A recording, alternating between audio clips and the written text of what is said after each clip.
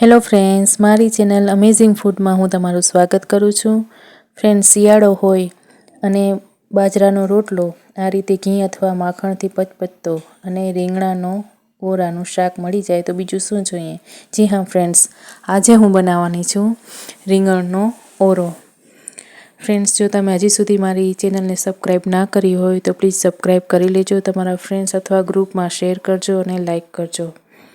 તો ચાલો ફ્રેન્ડ્સ, બનાવવાનું શરૂ કરી દઈએ રીંગણના ઓરાનું શાક. ફ્રેન્ડ્સ, અહીંયા મેં એક રીંગણ લીધું છે. તેને આ રીતે છરીથી વચમાં કાપો મૂકી દઈશ. ફ્રેન્ડ્સ, અહીંયા તમે બાકસની સળીનો પણ ઉપયોગ કરી શકો છો. ફ્રેન્ડ્સ, અહીંયા હું 2 રીંગણનો ઓરો બનાવવાની છું અને આ રીતે તેલ ફરતે ચોપડી લીધું છે. ફ્રેન્ડ્સ, તેલ લગાડવાથી જ્યારે રીંગણ શેકાઈ જાય ત્યારબાદ તેની છાલ કાઢવામાં આપણે આસાની રહે છે, સરળતાથી છાલ નીકળી જાય છે. તો ફ્રેન્ડ્સ, આ રીતે બર્નર પર આપણે ગેસ ચાલુ કરીને રીંગણ મૂકી દેવાનું છે.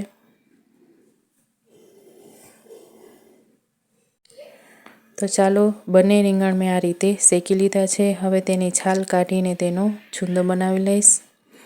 ફ્રેન્ડ્સ, બીજી તરફ આપણે એક કડાઈમાં 3 ચમચા જેટલું તેલ એડ કરીશું.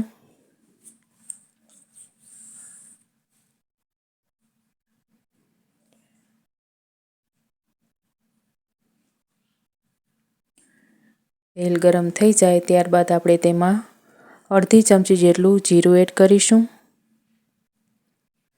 જીરું તતડે એટલે તેમાં આપણે 1 ચમચા જેટલી લીલી ડુંગળી એડ કરીશું.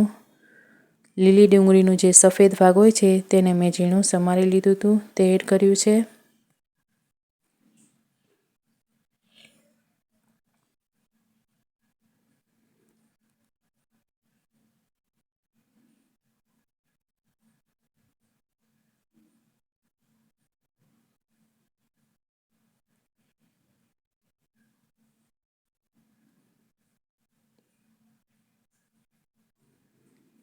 બ્રાઉન કલર સરસ થઈ ગયું છે ડુંગળીનું. હવે ફ્રેન્ડ્સ, આપણે તેમાં અહીંયા મેં 1 લીલું મરચું, કટકો આદુ અને 7-8 કળી લસણની ખાંડીને એડ કરી છે.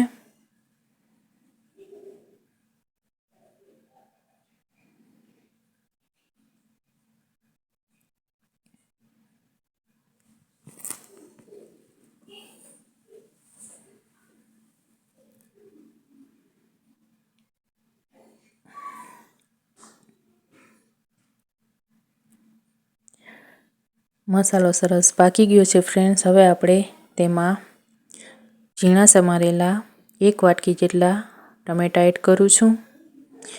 ફ્રેન્ડ્સ, અહીંયા આપણે પાણીનો ઉપયોગ કરવાનો નથી, ફક્ત ટમેટાના રસમાં જ આપણે આ મસાલો પકાવવાનો છે.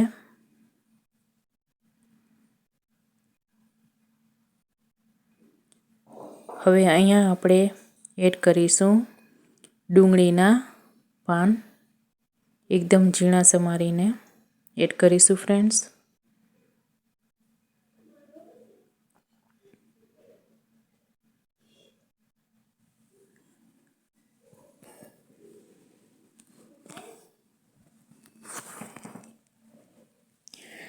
ત્યારબાદ ફ્રેન્ડ્સ, અહીંયા આપણે એડ કરીશું 1 ચમચી જેટલી મરચાંની ભૂકી છે, 1 ચમચી જેટલું ધાણા જીરું પાવડર છે, અડધી ચમચી જેટલું ગરમ મસાલો છે અને અડધી ચમચી જેટલી હળદર છે, અડધી ચમચીથી ઓછી, અને સ્વાદ અનુસાર મીઠું એડ કર્યું છે ફ્રેન્ડ્સ.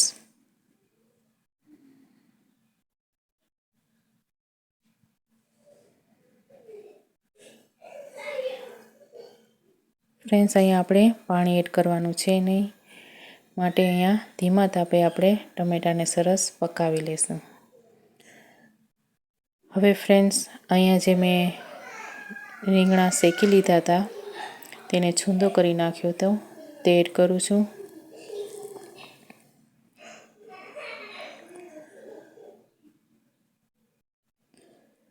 ચમચા વડે સરસ મિક્સ કરી લેશું ફ્રેન્ડ્સ.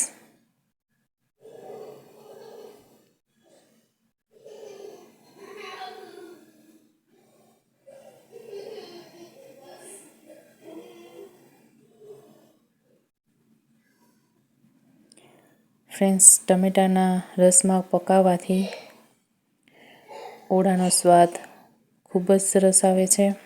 આ રીતે ચમચા વડે આપણે તેને મિક્સ કરીશું. તો ફ્રેન્ડ્સ, આ હતી રીંગણના ઓળાની રેસીપી. ફ્રેન્ડ્સ, તમને જો આ વિડીયો ગમે તો પ્લીઝ લાઈક કરજો, શેર કરજો. તો ચાલો, તૈયાર છે રીંગણનો ઓળો. અને બાજરીના રોટલા સાથે સર્વ કરજો ફ્રેન્ડ્સ. ખૂબ જ સરસ ટેસ્ટમાં લાગશે. અને મારો વિડીયો ગમ્યો હોય તો પ્લીઝ લાઈક, શેર અને સબસ્ક્રાઈબ કરજો. ફરી મળીશું નવી રેસીપી સાથે. ત્યાર સુધી આવજો. Thanks for watching.